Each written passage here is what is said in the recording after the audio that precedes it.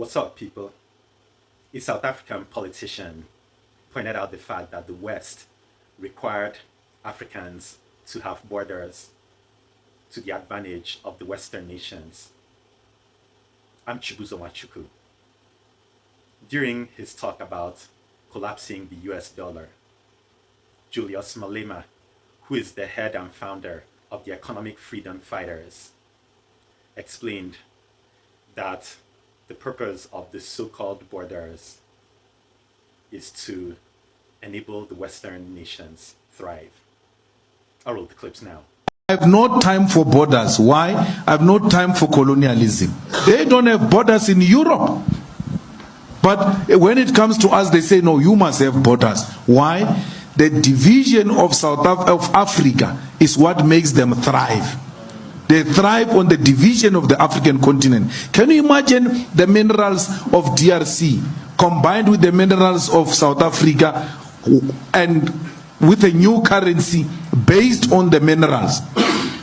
What we can do to the dollar if we become a United States of Africa with our minerals alone. We can collapse the dollar. We can collapse the strong pound that is based on gold, yet they don't have a gold mine. So why do you allow such things? Apparently, the word borders refers to like the limited access to enter another country. First, the West, like the Europeans, the European Union, and also countries like the USA, Canada, Australia, New Zealand, and so on, are in absolutely no position to restrict the access of Africans into other countries of the same continent. The Europeans, they have free access to other countries in their continent, just as Americans and Canadians have free access to their respective neighbors. And I wouldn't be surprised to hear that Americans and Canadians have easy access to Europe and Europeans have access to North America. However, when it comes to people in Africa, well, Africans, it's a different thing. This is like closing the lid of, say, milk or juice or whatever, like almost tight, making it difficult for people from an African country to go into any other country of their continent, which is not good. Yet, people of the West are free to enter any African country as if it was their playground, which is wrong.